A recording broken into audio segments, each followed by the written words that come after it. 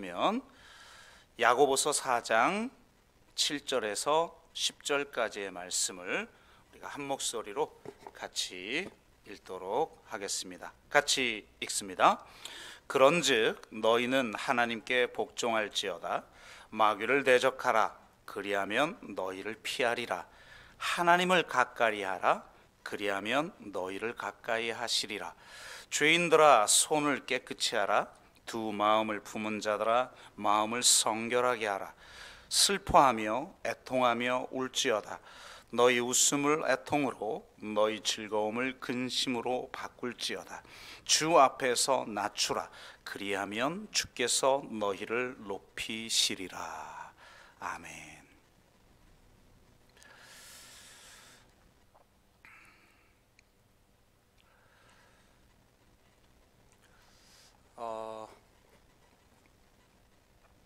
초기 교회에 흩어져 있는 12지파에게 편지를 썼음에도 불구하고 마치 특정 교회에게 편지를 한 것처럼 특정한 문제를 다루고 있는 모습을 봅니다.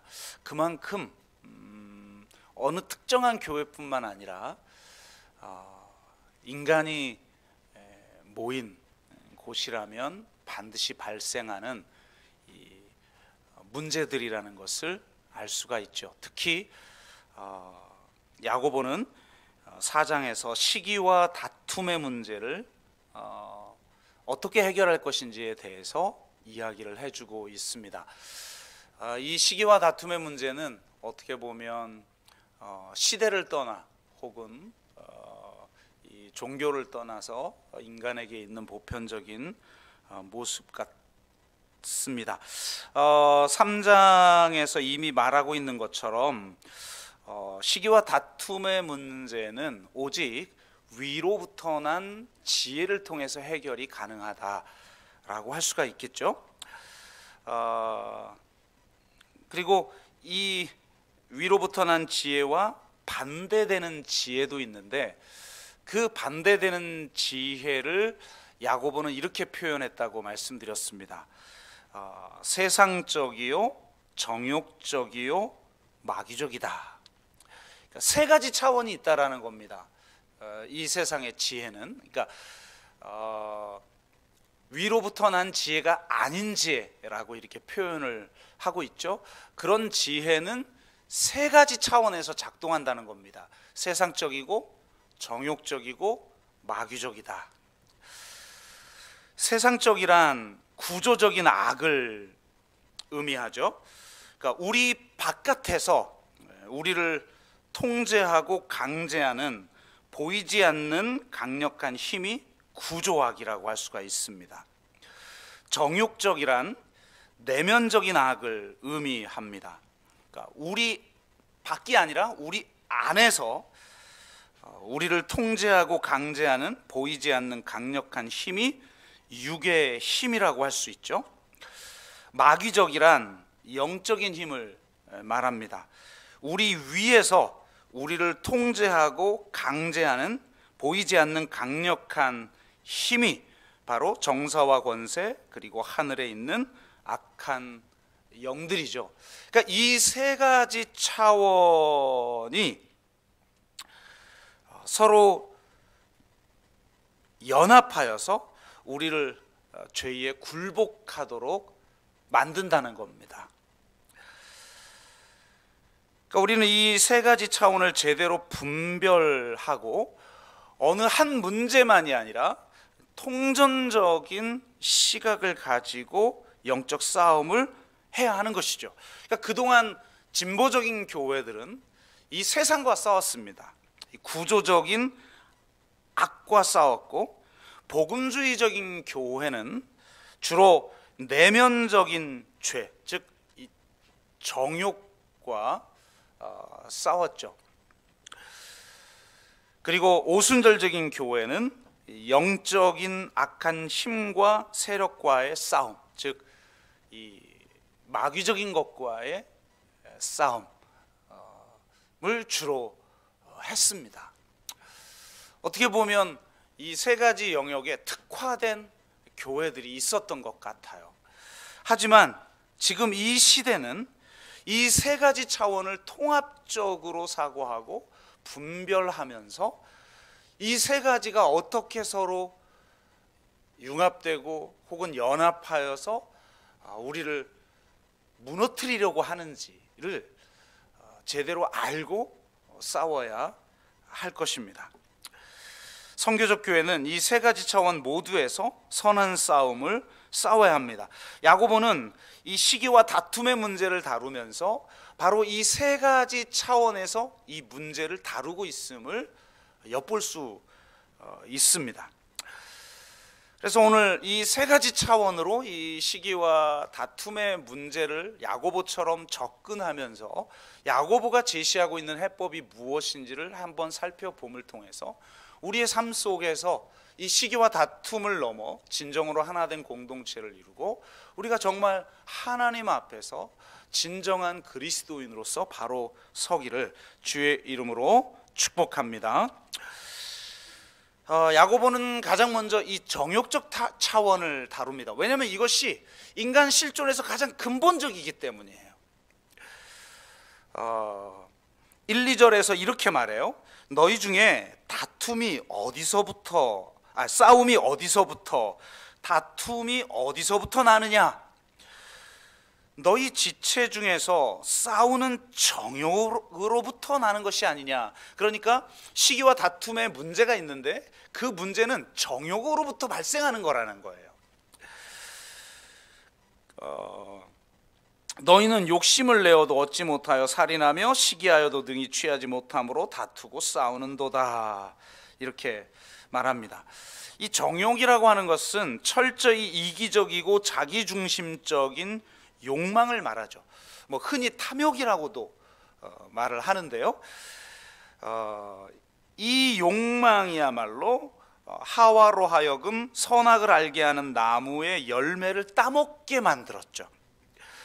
사탄의 유혹에 넘어간 하와가 보기에 그 열매는 너무나 지혜롭게 할 만큼 탐스러워요. 그러니까 욕망과 지혜는 항상 함께 작동하는 거예요.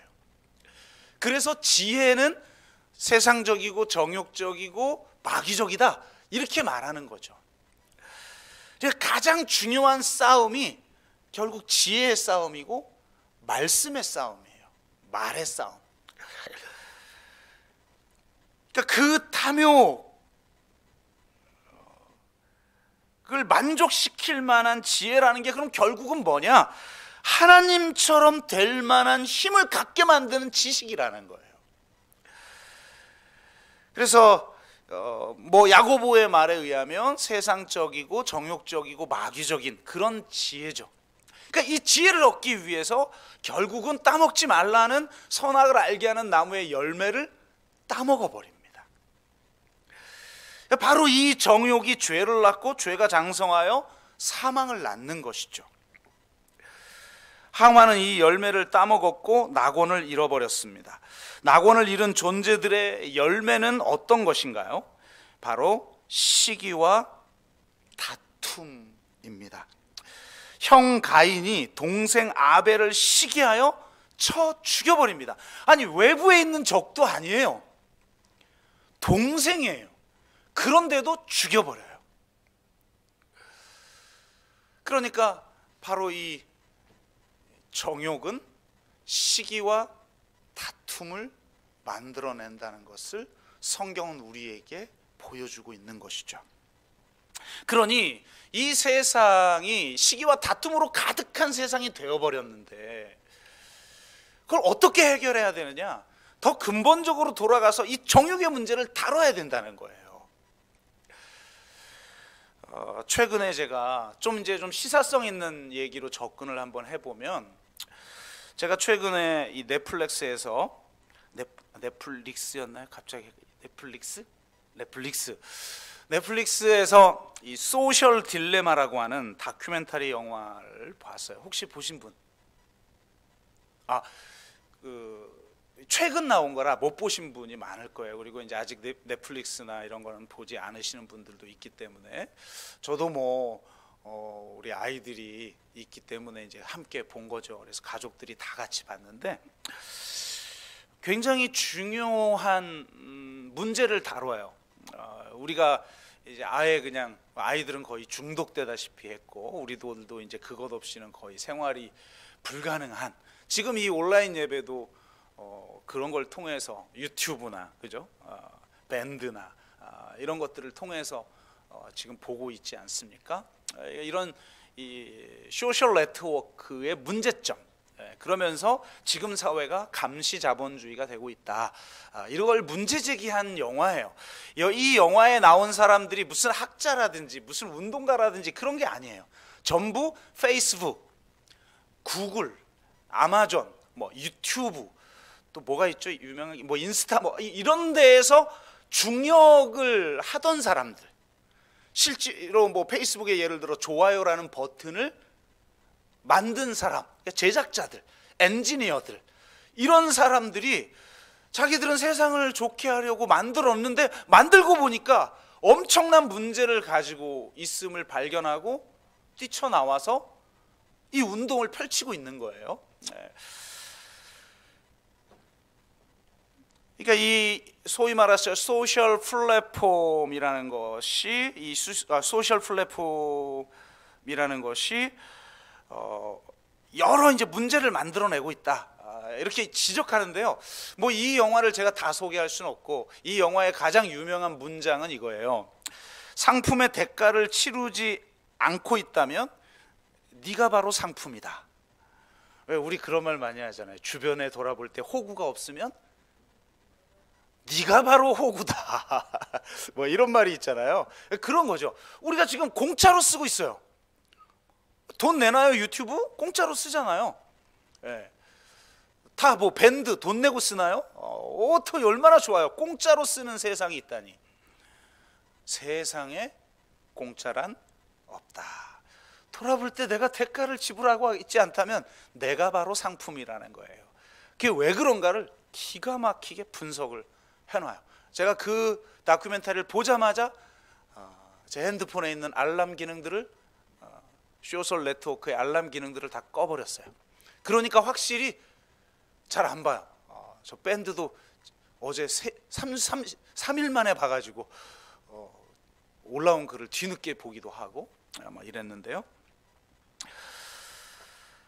이 영화에서 문제 제기를 하고 있는 것 중에 제가 심각하게 보고 있었던 것이 하나가 있는데요. 이게 뭐냐면 인터넷 플랫폼, 그러니까 소셜 플랫폼의 이 알고리즘이 있어요. 여러분 딱 열면 막 뭔데 막 그 순서대로 막 알아서 보고, 여러분 유튜브도 추천 동영상이 쫙 뜨죠.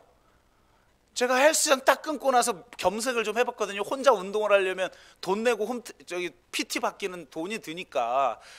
요즘 PT가 뭔지 아시죠? 군대 하는 PT 체조 말고 퍼스널 트레이닝. 돈 내야 되니까. 그래서 인터넷 몇 번 영상을 봤어요. 그런데 그 다음에 유튜브를 딱 켜면 자동으로 그냥 추천 동영상이 전부 운동하는 거예요. 아이고 세상에. 이어폰 하나 G마켓에서 샀더니 어디서도 전부 이어폰 동영상, 페이스북에서도 이어폰 동영상, 유튜브에서도 이어폰 추천 광고 자동으로 다 떠요. 그러니까 우리가 상품이었던 거죠, 우리가. 근데 어쨌든 이 알고리즘이라는 게 있는데, 이 알고리즘이라는 것이 우리가 보고 싶은 것만 보고 우리가 듣고 싶은 것만 듣게 만든다는 거예요. 그래서 비슷한 생각과 정보를 가진 사람들끼리만 편향적으로 모이게 된다는 거예요. 뭐 그동안은 소셜 네트워크가 약한 연결을 통해서 우리의 관계의 지평을 넓혀준다, 뭐 틀리지는 않은데 그 관계의 지평이라는 게 이제는 서로 뻔한 사람, 불편하지 않은 사람, 나를 전적으로 지지해 줄 사람들끼리만 모여가지고 자기들끼리만 통화하는 이야기들을 하고 있다는 거죠. 그래서 반대편 진영에 있는, 이것도 참 애매하지만 있는 사람들의 이야기를 듣지 않아요. 그러다 보니까 결국은 이 소셜 플랫폼들이 이 세상을 반으로 딱 쪼개버렸다는 거예요. 진영의 양극화를 만들어 버렸다는 거예요. 서로 고립되어서 우리와 그들이라는 대립구도 속에서 비난하고 싸우고 서로를 혐오하는 세상을 만들어 버렸다는 거예요. 제가 최근에 정치적 부족주의라는 책을 읽었는데요. 그러니까 위기감을, 이 세상에 대해서 위기감을 가진 사람, 이 재난사회고 위험사회다 보니까 우리의 근본적 정서들이 지금 공포, 불안, 위기감 이런 거잖아요.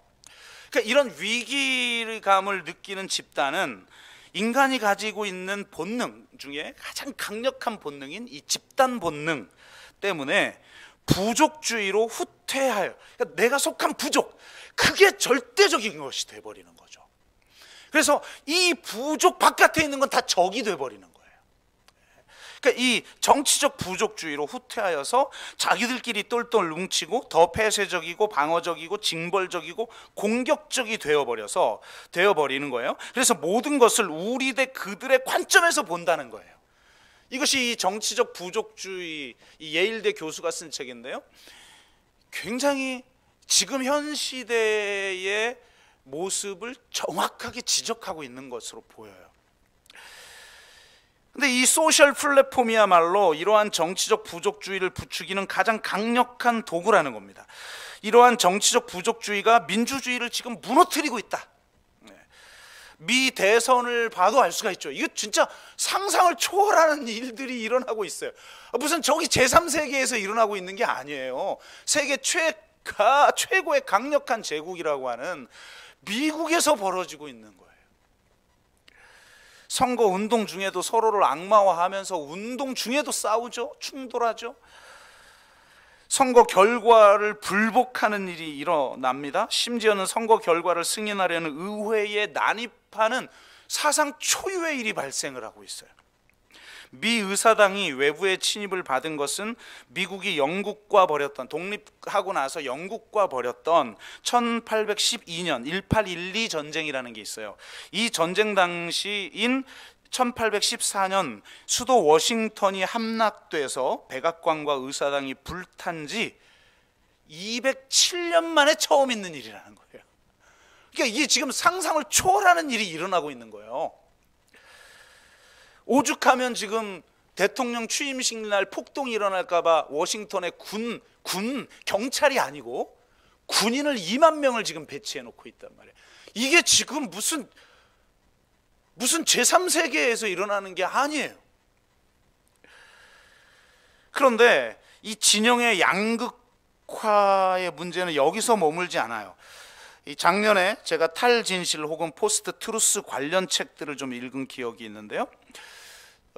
이게 세계적인 키워드가 된 거는 2016년이었어요. 영국이 올해의 단어로 이 탈진실이라는 것을 선정을 했어요. 왜 그러냐면 그때 이 브렉시트가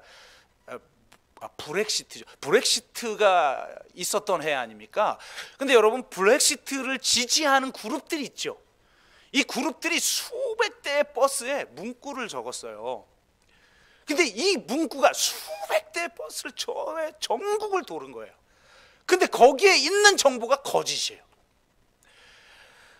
영국이 매주예요. 3억 5천만 유로를 지급하고 있다는 허위 사실을 그냥 당당하게, 왜? 사람들을 선동하려고. 그게 그냥 무슨 인터넷에서 이루어지는 것도 아니고 그냥 버젓이 오프라인에서도 이루어지고 있는 세상. 결국은 브렉시트 통과되지 않았습니까?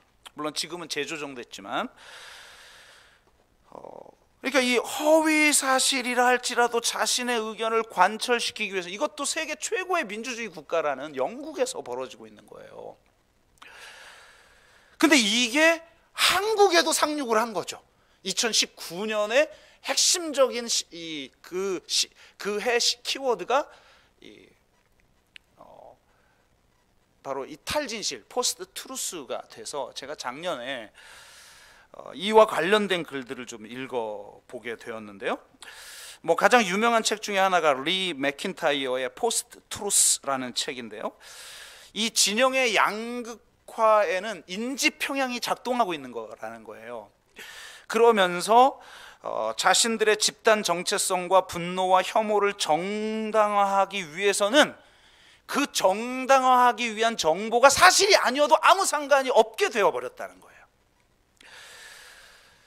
그래서 사실이 중요하지 않으며 자신이 진실이라고 믿고 있는 게 중요한 거예요. 그러니까 진실이 중요하지 않고 믿음이 중요한 거예요. 내가 어떻게 믿느냐, 부정투표를 하고 믿으면 그게 진실인 거예요.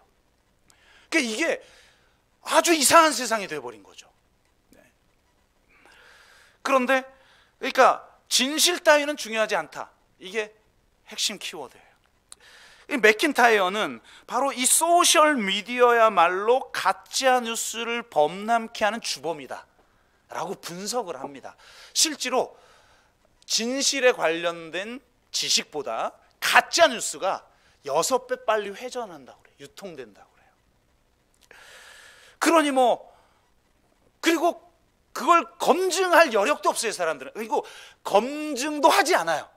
학습된 무기력에 사로잡혀 있다는 거예요, 사람들이. 야, 이거 진짜 무서운 세상을 우리가 살고 있는 거죠. 미키코 카쿠타니, 이름도 어렵습니다. 굉장히 유명한 사람이라는데 저도 처음 들어봤고, 책 제목이 진실 따위는 중요하지 않다라는 책인데, 왜 탈진실의 시대가 됐는가를 다각도로 분석하는데 그 중에 하나에 이런 내용이 있더라고요. 지금 시대가 탈진실의 시대인 이유는 지금의 문화가 오직 자아와 주관성을 중요하게 여기는 문명이라는 거예요. 너가 중요하다는 거, 너가 중요해, 내가 최고야, 너 멋대로 살아. 심지어 기독교도 그렇잖아요. 내가 제일 중요한 거예요.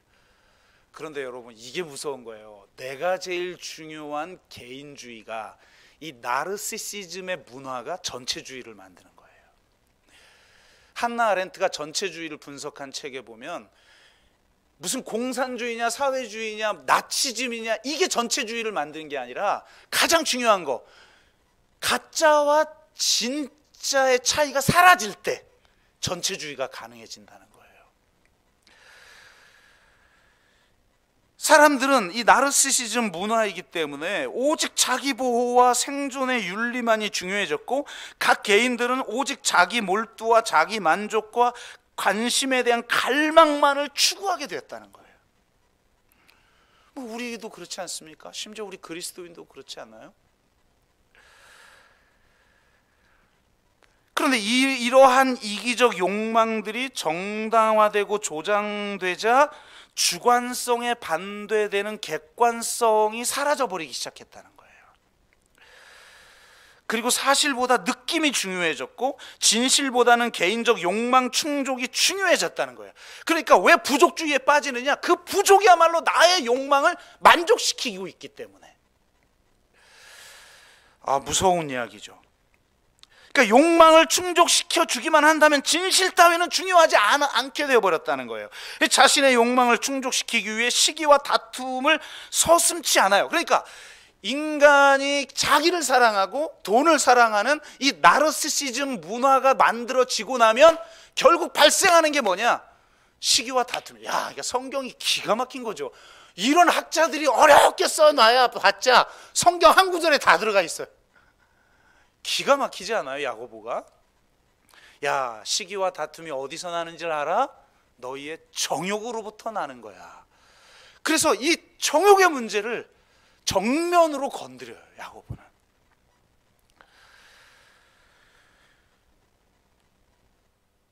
이러한 정욕을 가진 자들이야말로 하와의 죄를 짓고 있는 셈이죠. 따라서 하와처럼 이 정욕을 가진 자들은 하나님이 필요하지 않아요. 왜? 그 내면에 하나님을 저 하나님의 보좌에서 끌어내리고 그 보좌에 내가 앉는 거예요. 하나님과 같이 되려는 거예요. 하나님 없이 독립적으로 살려고 하는 의지가 이 자기 사랑, 이 나르시시즘의 본질이라고 성경은 본 거예요. 세상은 어떻게 분별하는지, 현상은 분별할지 몰라도 그래요. 정욕 때문에 시기와 다툼이 일어나, 이건 분석을 해요. 근데 그 정욕의 정체가 뭐냐? 성경은 그게 하나님과 같이 되려고 하는 그것이 바로 이 정욕을 만들어냈다. 그래서 이 정욕을 가진 자들의 가장 중요한 특징을 야고보는 뭐라고 봤느냐? 기도를 하지 않는다는 거예요. 이거 무섭죠? 2절 너희가 아니 뜬금없이 정욕 얘기를 하다가 그죠? 왜 이 얘기를 뜬금없이 하겠어요? 갑자기 너희가 얻지 못함은 구하지 않기 때문이요. 하나님 없이 살고 싶은 거예요. 그러니까 기도하지 않는다는 거예요. 기도는 하나님 앞에 자기를 세우는 일이에요. 하나님의 그 거룩한 존전 앞에 자신의 존재를 있는 그대로 드러내는 일이에요. 근데 그렇게 드러내면 내 욕망대로 살 수 없는데요. 그러니까 구하지 않는 거예요. 근데 더 무서운 게 뭐냐? 야, 이게 진짜 무서운 거예요. 저는 차라리 구하지 않는 건 그렇다고 쳐요. 근데 문제는 구하기도 한다는 거예요. 실제로는 하나님을 안 믿어. 이게 실제로는 진짜 하나님과의 인격적 관계를 맺지도 않아요. 그런데 하나님께 구해요. 종교 생활은 한다는 거예요. 그런데 본질은 정욕을 충족시키기 위한 것이라는 거예요. 그래서 3절에 뭐라고 말하느냐? 구하여도 받지 못하면. 저는 이게 더 무섭다고 생각해요. 안 구하면, 기도하지 않으면 그거는 그냥 안 믿는 사람이구나. 그죠? 근데 문제는 기도를 해요. 구해요. 그런데 정욕을 위해서 구해요. 나를 위해서 구해요. 하나님의 존전 앞에 내가 서기 위해서, 하나님의 그 말씀 앞에 나를 비추기 위해서, 그래서 하나님의 뜻에 내가 철저하게 복종하고 그 뜻을 이루어드리기 위해서 기도하지 않아요. 하나님이 주인이고 우리가 그분이 왕이고 내가 그의 신하이고 혹은 백성이 아니라 도리어 하나님이 나의 신하예요. 내가 왕이고. 그러니까 이런 문제가 있다고 말하고 있는 거죠. 그런데 이 정욕이라는 것은 반드시, 여러분 보세요, 내 내면 안에 있는 욕망의 문제와, 우리 복음주의는 이걸 주로 다룬다고 그랬죠. 그런데 진보적인 교회들은 세상의 구조학의 문제를 다뤄요. 그런데 이게 분리되어 있지 않아요. 문제는 세상의 문제와 정욕의 문제는 얽혀 있어요. 세상적이며 정욕적이며 마귀적인 지혜라고 말하잖아요. 그래서 자기 정욕을 추구하는 사람은 반드시 세상적이 돼요. 외적으로는 종교적 외피를, 종교인이라는 외피를 가지고 있어요. 그러나 실제로는 세상의 사람과 다른 게 하나도 없는 거죠. 아직도 내가 욕망을 추구해요. 하나님을 통해, 하나님이라는 도구로, 종교라는 도구로 그것을 얻을 뿐이지, 도구가 다를 뿐이지 똑같다는 거예요.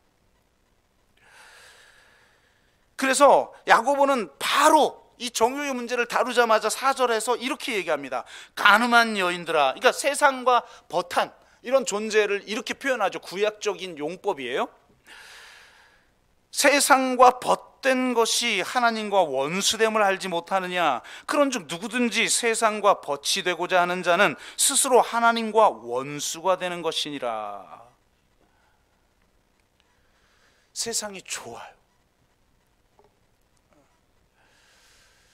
내가 하나님을 찾는 것도 내가 좋은 그 세상의 것을 얻기 위해서, 그 세상에서 높아지기 위해서, 그 세상에서 나를 드러내기 위해서 찾고 있는 거죠. 그렇게 세상은 우리를 만들어요.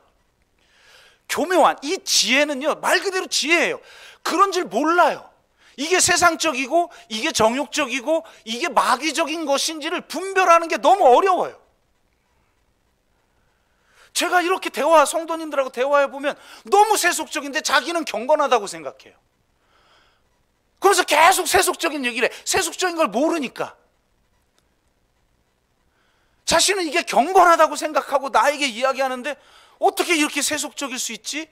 라는 생각이 나는 드는 거죠. 왜? 그걸 분별하지 못하니까요. 이게 진짜 무서운 거예요. 그래서 세상은 하나님으로부터 우리를 멀어지게 만들고 오직 우리 자신에게만 관심 갖도록 만들어요. 오직 자기를 사랑하고 돈을 사랑하고 권력을 사랑하도록 만들어요. 그래서 결국은 서로 시기하고 싸워요. 같은 편인 줄 알았던 사람들끼리도 결국은 싸워요. 그래서 결국은 혼자 남아요. 여러분, 왜 지금 이 인터넷 시대가 왜 이렇게 유리한지 알아요? 왜 장사가 되는지 알아요? SNS가? 결국은 혼자인 시대니까요.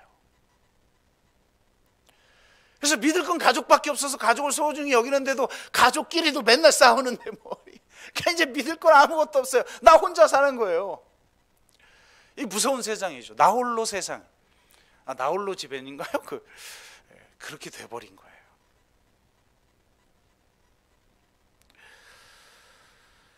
그래서 이 세상이 우리를 그렇게 만드는 것에 저항하라는 거예요. 싸우라는 거예요. 어떻게 싸우느냐? 세상을 가까이 하지 말고 하나님을 가까이 하라. 아이고, 참 뻔한 이야기인데 여러분, 뻔한 게 진리라는 것, 그리고 그 뻔한 걸 우리가 못하고 있다는 거예요. 실제로 제가 지난주도 말씀드렸잖아요. 성자와 혁명가를 읽어보면 거의 도인인데, 그러니까 제가 어쩌다가 제 책을 읽은 분들은 저를, 우리 교인 말고 그 교인들은 거의 저를 막 그냥 우러러 보면서, 내가 교회에서만 이런 대접을 받지 내가 나가면 진짜, 여러분, 근데 왜 그런 대접을 받아요? 날 모르니까. 모르니까. 그러니까 진짜 내 삶이 진짜 그렇게 바뀌어요. 정말 하나님과 가까워지는 삶을 살아야 된다는 거예요. 8절, 하나님을 가까이 하라. 그리하면 너희를 가까이 하리라. 여러분, 우리가 하나님, 오직 그 하나님을 찾을 때, 그분하고 가까이 하기를 원할 때 세상과 멀어지는 거예요.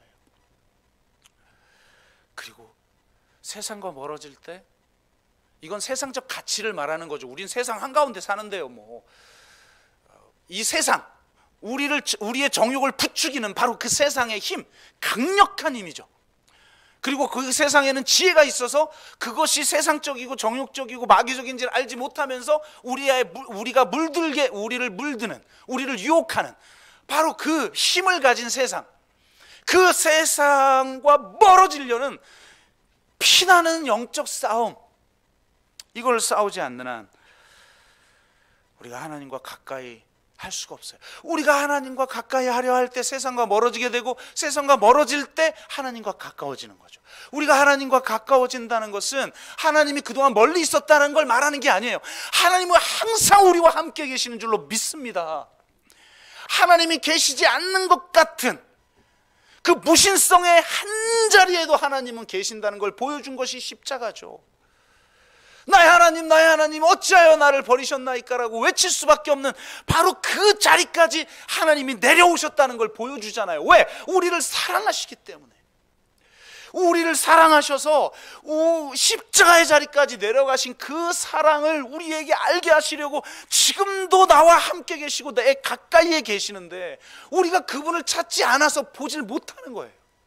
그래서 우리가 찾기 시작하면 그때 비로소 가까이 오시는 게 아니라, 찾기 시작할 때 가까이 계신 그분을 발견하게 되는 줄로 믿습니다. 그래서 아무리 삶이 힘들고 어려워도 우리는 하나님이 함께 계신다는 걸 알 때 세상의 유혹에 넘어가지 않아요. 그리고 그분을 가까이 할 때 그분의 본질이 사랑이기 때문에 우리는 사랑을 경험하게 됩니다. 5절 말씀에 이렇게 말하죠. 너희는 하나님이 우리 속에 거하신 성령이 시기하기까지 사모한다 하신 말씀을 헛된 줄로 생각하느냐. 이 번역이 어떻게 번역해야 되는지 엄청난, 저 설교 준비하다 보니까 엄청난 얘기들이 많더라고요. 그거 다 말씀드릴 수가 없어요. 근데 한 가지, 본질은 어떻게 이 본문을 해석하든 본질은 뭐냐? 하나님이 시기하기까지 우리를 사랑한다. 하나님은 질투하시는 하나님. 여러분, 사랑하면 질투하게 돼 있는 거예요. 질투하지 않는데 사랑이다? 그거 가짜 사랑이에요. 내 자녀가 딴 아저씨한테 아빠 그러는데 열 안 받으면 그게 사랑입니까?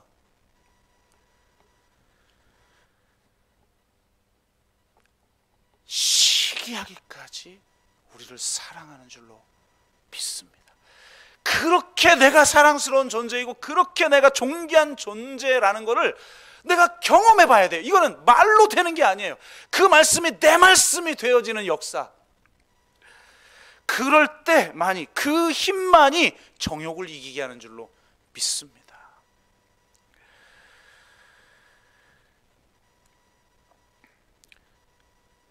근데 이런 사랑을 경험하기 위해 하나님이 하시는 일 중에 하나가 우리를 낮추시는 거예요. 우리를 십자가의 자리까지 내려가도록 하실 때가 있어요. 그리고 지금 우리가 사는 세상은 우리를 너무 자주 십자가의 자리로 내몰아요. 그런데 세상 사람들은 그것에 그냥 불평하고 원망하고 끝나지만 그리스도인들은 바로 그 십자가의 자리에서 우리를 위해서 달리신 예수 그리스도를 발견하는 거예요. 9절에 이렇게 말하죠. 슬퍼하며 애통하며 울지어다. 우리 보고 막 기뻐하라고 그러셨던 주님이 우리에게 뭐라고 그래요? 슬퍼하며 애통하며 울지어다. 너희 웃음을 애통으로, 너희 즐거움을 근심으로 바꿀지어다. 왜 그렇습니까? 우리가 슬픔과 애통과 근심을 경험할 때 우리가 비로소 우리의 죄를 발견하고 우리의 연약함을 발견하게 되는 거예요. 우리가 진짜 낮아지고 진짜 겸손하게 되는 거예요. 그리고 바로 그 겸손한 자만이 하나님의 은혜를 발견할 수 있어요. 6절에 이렇게 말해요. 더욱 큰 은혜를 주시나니 그러므로 일러스되 하나님이 교만한 자를 물리치시고 겸손한 자에게 은혜를 주신다 하였느니라. 지금 시대는요,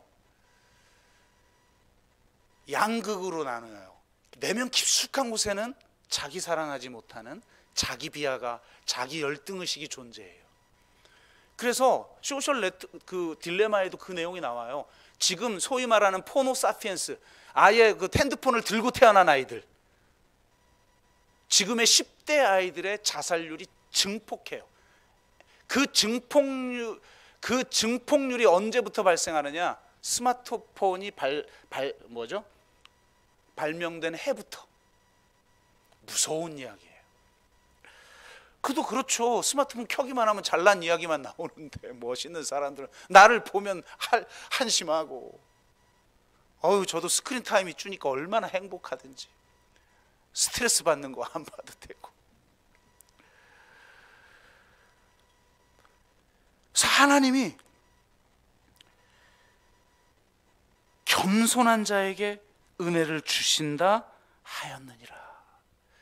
그러니까 내면은 열등의식에 빠져 있는데 외면은 자기 잘난 맛에 사는 삶의 스타일이 발생하여 그런 사람들끼리 충돌하고 싸우고 서로를 혐오하는 사회, 지금 그런 사회에 우리가 살고 있다는 거예요.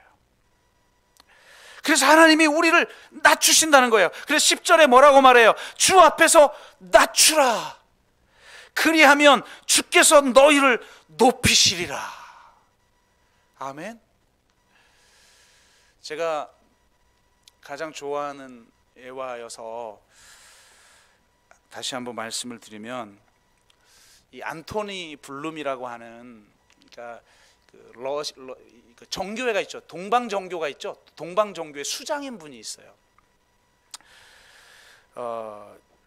이분이 2차 세계전 당시에 파리에 살고 있을 때는 그 의사였는데, 그 절친한 친구가 레지스탕스로 있다가 전사하자 그의 딸이 낙심하여서 블룸을 찾아왔다고 그래요.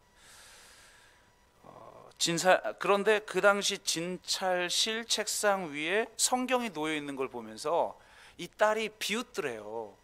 당신 같은 엘리트가, 레지스탕스였던 사람이 어떻게 이 미개한 성경을 읽냐. 사람들 겁먹던 사람들 있잖아요. 왜? 그러니까 이 선생님이, 그런 너는 이 책을 읽어봤냐? 아니요, 뭐 이런 책을 왜 읽어요? 그랬더니, 아니, 읽지도 않고 이 책이 미개한 책인지 어떻게 아니? 그랬더니 자존심이 좀 상한 거죠. 알았어요 하고 성경책을 가져간 거예요. 그 가져간 성경책을 가져가서 읽다가 하나님을 만나버렸네. 그러니까 여러분, 성경책 선물하세요. 성경 앱을 선물하든지, 내가 네 앱이다 그러면 죄송합니다, 선물하면서, 그게 이 성경책을 가져가다가 하나님을 만나버린 거예요, 이 딸이.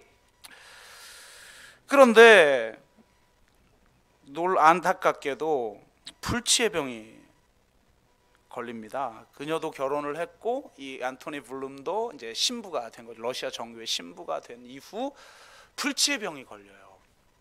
그런데도 신앙이 있었기 때문에, 하나님을 만났기 때문에 아주 기쁘게 살고 있다라는 내용의 편지를 보냅니다. 그런데 블룸은 영적인 대가잖아요.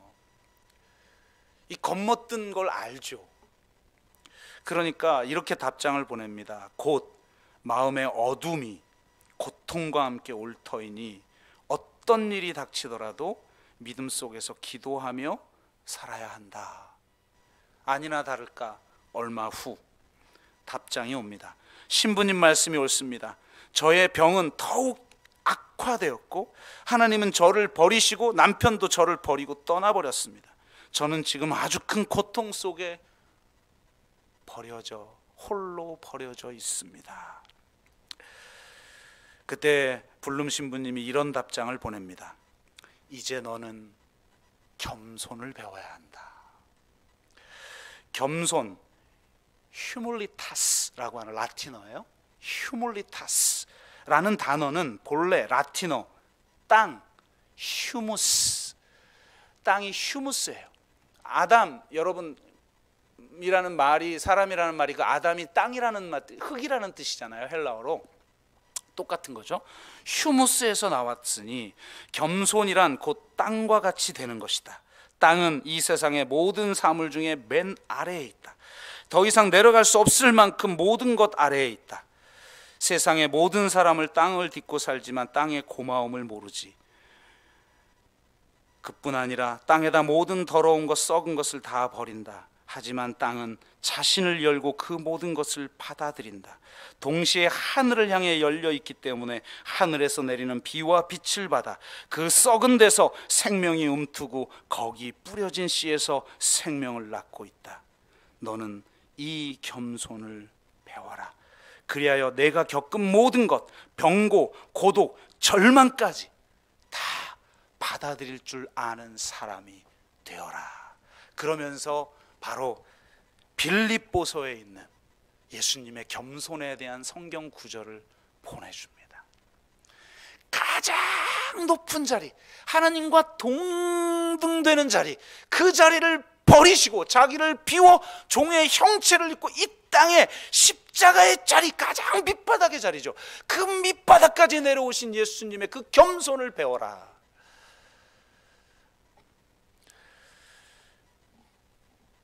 얼마 후 그녀에게 마지막 편지, 죽기 전에 온 마지막 편지죠. 마지막 편지는 이렇게 적혀 있습니다. 신부님, 저는 이제 기진맥진하여서 저 자신의 힘으로는 한 발자국도 하나님을 향해 나아갈 수 없게 되었습니다. 그러니까 하나님께서 제게로 와 주셨습니다. 하나님은 누구에게 찾아오느냐? 바로 이 휴무스, 땅의 자리에 선 사람, 십자가의 자리에 선 사람, 겸손의 자리에 선 사람에게 오십니다. 아니, 이미 오신 그 하나님을 우리가 그 겸손한 자리에 설 때 발견하게 되고 맞이하게 되는 줄로 믿습니다. 인간, 휴먼도 땅, 휴무스에서 온 말이라고 합니다. 인간이 가장 인간다워질 때는 땅을 닮을 때이고 땅에 설 때이고 가장 낮은 자리에 설 때라는 거예요. 우리로 하나님이 기쁨에서 애통으로, 즐거움에서 근심의 자리로 너희가 나아가서 자신을 낮추라고 말씀하시는 이유가 무엇입니까? 그곳에서 하나님을 발견하게 만들고 바로 그 자리에서 우리를 높이시기 위함인 줄로 믿습니다. 아멘.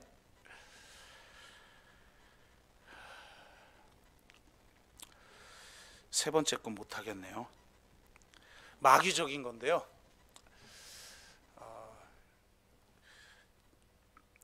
이 많은 내용을 제가 1, 2분 안에 요약해서 마무리를 하겠습니다. 칼 바르트가 20세기의 가장 위대한 신학자라고 일컬어져요. 이 칼 바르트가 자신의 인생을 정리하면서 일생의 마지막 강의를 할 때 자신의 이게 가장 큰 영향을 준 사람을 두 사람을 뽑습니다. 한 명은 누구게요? 칼빈, 장 칼빈. 그 다음에 블룸하르트를 꼽아요. 만약에 제 인생을 마무리하면서 저도 그런 강의를 할 시간이 있다면 저는 두 사람을 뽑을 것 같아요. 본 회퍼와 블룸하르트. 그러니까 이 블룸하르트라는 사람이 굉장히 중요한데, 저도 예전에 종교사회주의에 대한 공부를 좀 하다가 라가츠, 폴틸리, 칼 바르트 이런 사람들을 공부하다가 이 사람들에게 영향을 준 그 시원에 가닿게 되는데, 그 시원이 누구냐? 블룸하르트 부자예요. 아버지 블룸하르트, 아들 블룸하르트인데 둘 다 목사예요. 둘 다 목사인데 완전히 달라요. 그런데 동일한 고백에서 사역을 해요. 아버지 블룸하르트는 독일의 모 지역에 담임 목사로 갔다가 거기서 귀신 들린 여인을 만나요. 자기 성도 중에. 그 귀신들, 그 장면을 제가 책에서 읽는데 완전히 정말이야? 완전히 무슨 엑소시스트, 영화 엑소시스트에 나오는 현상들이 막 일어나는 거예요.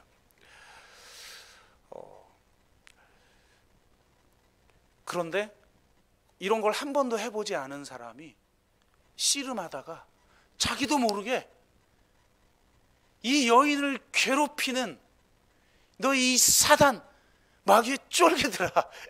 여러분, 일반 목사들은, 우리 같은 복음주의 목사들은 이런 성령 사역 이런 거 저는 좀 해봤고요. 근데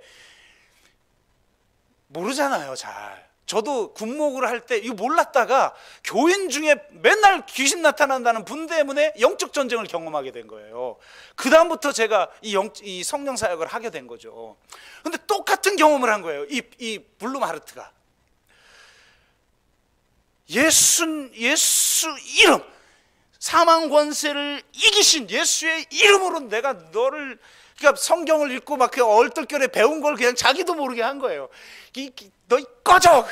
외쳤는데 이 여인이 갑자기 일어나더니 예수는 승리자다라고 고백하면서 온갖 현상들, 막 귀신적 현상들이 다 나타나던 게 사라져버리고 이 여인이 평화로운 얼굴을 되찾아요. 그러면서 그 다음부터 이분에게 엄청난 은사들이 나타나면서 치유 사역을 하는 목사가 됩니다. 이분의 고백, 예수는 승리자다. 이걸 보고 자란 아들 블룸하르트는 나중에 사회주의 정당에까지 들어가면서 사회개혁에 힘쓴 사람이에요. 아들 블룸하르트. 근데 자신의 이 모든 삶의 근거가 어디에 있느냐? 예수는 승리자다. 아멘. 이게 근거였다는 거예요. 여러분, 사회개혁하는 일이나 세상과 싸우는 일이나 정욕과 싸우는 일이나 마귀적인 것과 싸우는 일이나 똑같은 근거에서 싸우는 거예요. 예수는 승리자라는 거예요. 제가 영적 전쟁을 처음 경험할 때 그걸 경험한 거예요. 예수 이름의 권세가 우리에게 주어졌구나. 아멘. 그러니까 뭐라고 오늘 성경은 말해요? 그런즉 너희는 하나님께 복종할지어다. 마귀를 대적하라. 그리하면 너희를 떠나리라. 아멘. 여러분, 죄는 대적하면 안 돼요. 죄를 붙들고 싸우면 져요. 제가 이건 비법에 대해서는 말씀드렸죠.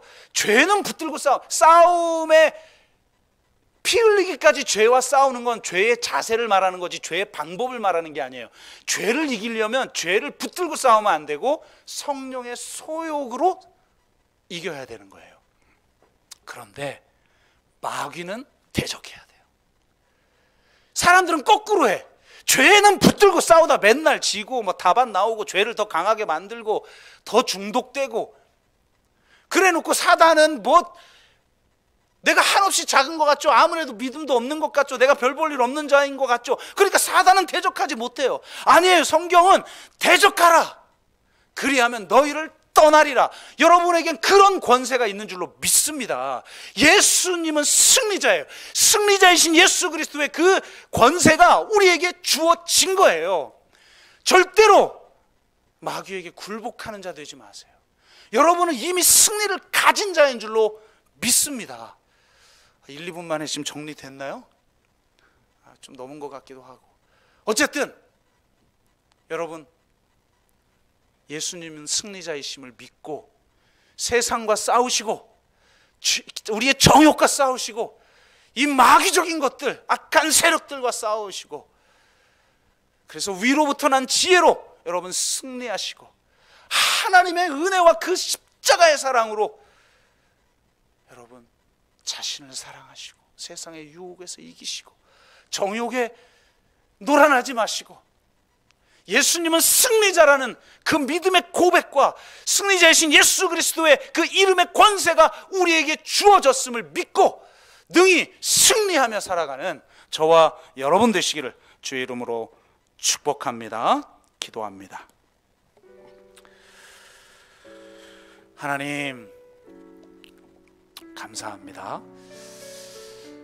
이 세 가지 차원의 싸움이 서로 얽혀 있다는 걸 알고 세상과는 잘 싸우는데 자신의 내면에 있는 분노, 원망, 비난, 감사하지 못함, 용서치 못함, 공격적임, 그 정욕들은, 그 정욕에서 근본적으로 나오는 것들은 이기지 못하거나 혹은 사단 마귀와의 영적 싸움에는 무지한 그런 우리가 되지 않고 주님 능히 위로부터 난 지혜로 십자가의 사랑으로 예수님이 승리자라는 고백과 우리에게 주신 권세로 능히 이겨내게 하여 주옵소서. 그렇게 한번 우리가 있는 어려움에 처한 그 상황에서 능히 이기게 해달라고, 시기와 다툼을 능히 이기는 그런 공동체가 되게 해달라고, 그런 가정이 되게 해달라고, 그런 세상이 되게 해달라고 우리가 한번 같이 기도합니다. 함께 기도하겠습니다. 하나님, 시기와 다툼으로 지금 이 세상은 분열되어 서로 싸우고 있습니다. 그 안에 근본적인 정욕이 도사리고 있음을 주님 봅니다. 상대를 품으면서 사랑할 줄 아는 능력 없이는, 막힌 담을 헐어버리고 둘을 하나 되게 하신 그 평화의 능력 없이는 세상적이고 정욕적이고 마귀적인 그 지혜를 넘어서는 위로부터 난 지혜가 진짜 내 것이 되고 그것이 내 인격이 되지 않고는 주님이 이길 수 없음을 야고보서를 통해 알게 하시니 감사합니다. 그리고 예수 그리스도가 승리자이심을 주님 다시 깨닫고 우리가 능히 담대함을 가지고 마귀를 대적하며 하나님께 가까이 나아가며 기도의 자리에 설 수 있기를 원하오니 주님 우리를 붙들어 주시고 이 코로나19로 함께 모일 수도 조차 없는 지금 이 상황에서 지금 온라인으로 예배를 드리고 있는 우리 사랑하는 성도님들, 지금 심령 가운데 그 가정 가운데 성령이여 임하셔서 능히 승리하며 살아갈 힘과 은혜를 갖게 하여 주옵소서. 감사드리며 예수 그리스도의 이름으로 기도드리옵나이다. 아멘.